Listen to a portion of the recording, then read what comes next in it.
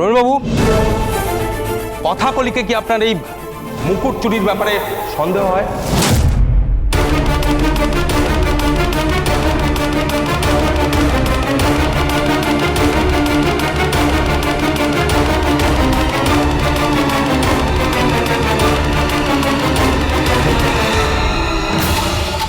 না, সন্দেহ হয় না।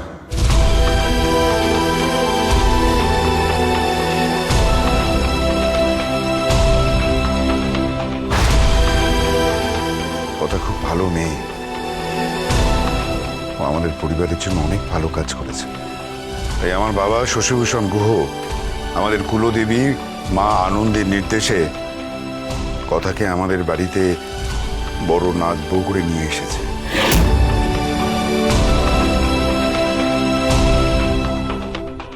আজকে আমার জন্য বাবাকেও সবার সামনে কোর্টে উঠে হেনস্থা হতে হচ্ছে। ছি ছি ছি। সমীরবাবু, যদি কথা কলিকে আপনার সন্দেহ নাই হবে, তাহলে সেদিন এফআইআরে ওনার বিরুদ্ধে সাইন করতে গেলেন কেন? আমি প্রথমে সাইন করিনি।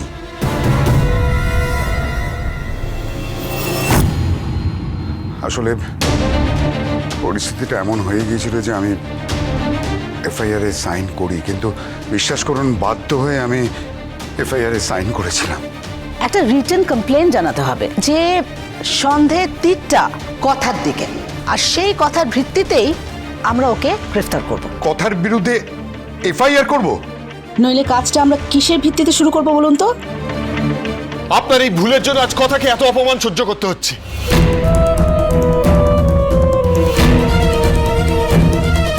চিরকাল চিরকাল আপনি না ভেবে চিন্তে ডিসিশন নিয়েছেন।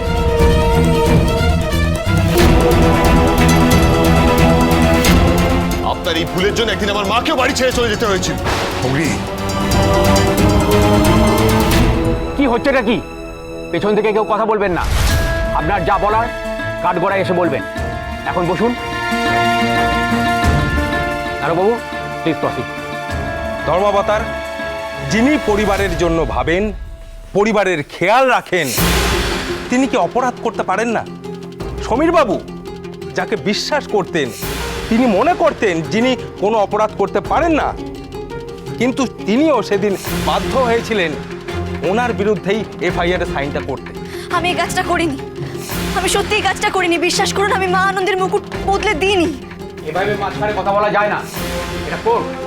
যখন আপনার নির্দিষ্ট উকিল আপনাকে প্রশ্ন করবে তখনই আপনি বলবেন, তার আগে নয়।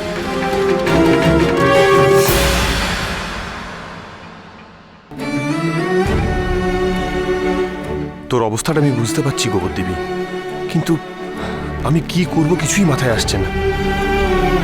তোকে আমি এই সব কিছু থেকে ছাড়িয়ে নিয়ে যেতে চাই, যে করে হোক।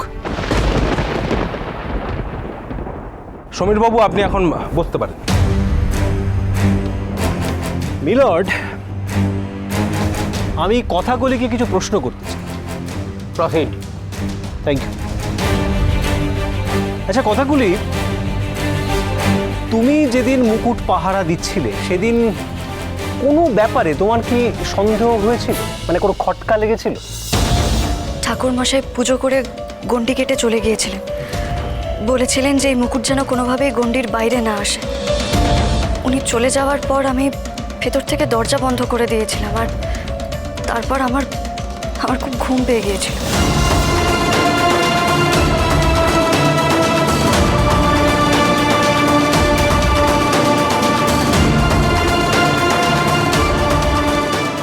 ঘুম পেয়ে গেল? হঠাৎ কেন ঘুম পেল? আমার সচরাচর ঘুম পায় না, মানে আমি রাত জেগে পড়াশোনা করি, এই অভ্যেসটা আমার আছে। কিন্তু আমি জানি না সেদিন কেন আমার এতটা ঘুম পেয়ে গিয়েছিল। আমি ঘুমিয়ে পড়েছিলাম, আর ভোরবেলা পিসিয়ার ডাকে আমার ঘুম ভাঙে। ঠাকুর ঘরে কেউ কি সেদিন ঢুকেছিল বলে আপনার মনে হয়? মানে কোনো টের পেয়েছিলেন কিছু? চলে যাচ্ছে এটা। সেদিন রাতে আমার কি একটা মনে হয়েছিল চলে যাচ্ছে। সেটা কি বলা উচিত? না না, সেটা স্বপ্ন দেখছিলাম না বাস্তব, সেটাই তো আমি জানি না। কি হলো, চুপ করে গেলেন? বলুন কিছু। না, ভেতর থেকে দরজা জানলা সব বন্ধ ছিল, বাইরে থেকে কারোর আসা সম্ভবই ছিল না। বেশ মিলর্ড, ভেতর থেকে যদি দরজা বন্ধই থাকে আর সকাল হওয়া না অবধি যদি দরজা না খোলা হয়ে থাকে আর কথা বলে যদি ভেতরে ঘুমিয়ে পড়ে, তাহলে মুকুটটা কি করে বদল হয়ে গেল? Objection your honour. বাড়ির সবাই যখন ঘুমিয়ে পড়লো, তারপরে কথাকলি দেবী চুপি চুপি আসল মুকুটের জায়গায় যে নকল মুকুটটা রেখে দেননি, সেটা তো আমরা কেউ বলতে পারবো না। ধর্মাবতার, এখন আসল মুকুটটা বাড়ির বাইরে, আর তাই এই মুকুট যাতে পাচার না হয়ে যায়, তাই আদালতের কাছে আমার বিনীত অনুরোধ, কথাকলি দেবীর বেল যাতে গ্রাহ্য না করা হয়। আপনারা কেন আমার কথা বিশ্বাস করছেন না? আমি তো বারবার বলছি আমি মা আনন্দের মুকুট বদলে দিইনি, আমি সত্যিই কাজটা করিনি, সত্যি করিনি।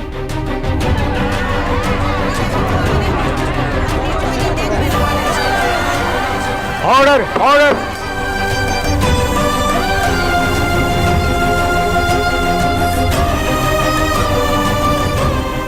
না, গোবর দেবী ছাড়া পাওয়াটা না খুব টাফ, জানিস তো?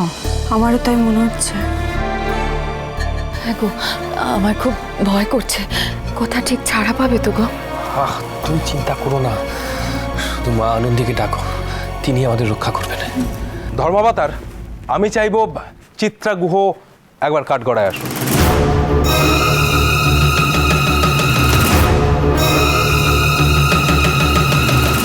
আচ্ছা চিত্রা দেবী, আপনি তো বেশ কিছু বছর ধরে এই প্রথাটি পালন করে আসছেন, তাই তো? হ্যাঁ।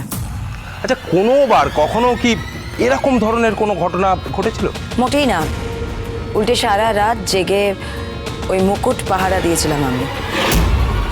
ধর্মাবতার, এর আগে কখনো এই প্রথা পালন করতে গিয়ে কেউই ঘুমিয়ে পড়েননি, কিন্তু এবার কথাকলি ঘুমিয়ে পড়লেন। এর থেকে এটা প্রমাণিত হয় যে কথাকলি দেবী মোটেও এই প্রথাটিকে গুরুত্ব দেননি।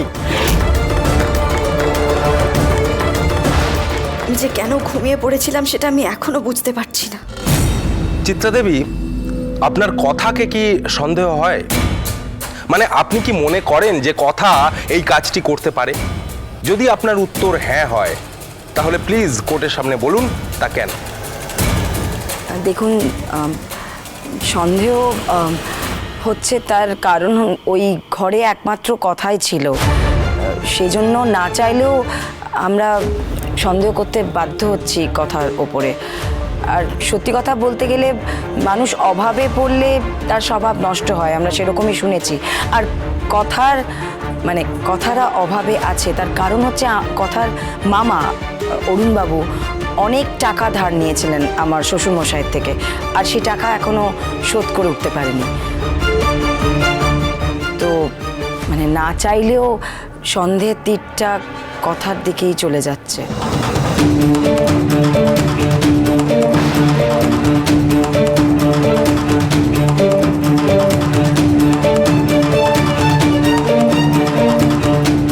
একদম তাই, আপনি আসতে পারেন। Thank you.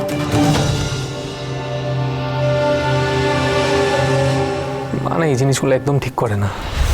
আমি জানি মা কথাকে সহ্য করতে পারে না, তাই বলে কাঠ গড়ায় দাঁড়িয়ে এই সমস্ত কথা বলবে। মায়ের এই বিহেভিয়ারগুলো জাস্ট মেনে নেওয়া যায় না।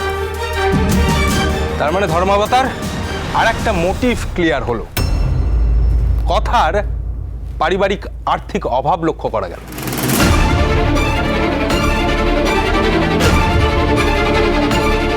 ছি ছি ছি ছি ছি, কথার মামা মামি এদের আমি চিনেছি গোবরডাঙ্গায় গিয়ে, তাদের মতো মানুষ হয় না। আজ তাদের নামে এত কিছু শুনতে হচ্ছে গোবর দেবীকে।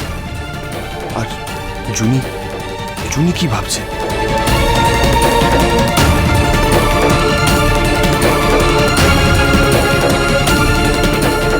গোবর দেবী, তোকে এই ফেসটা দিয়ে যেতে হবেই। কোর্টে তো এইসব কথা উঠবে, তাই আমি ডেসপারেটলি চাইছি মুকুটের একটা ক্লু পেতে।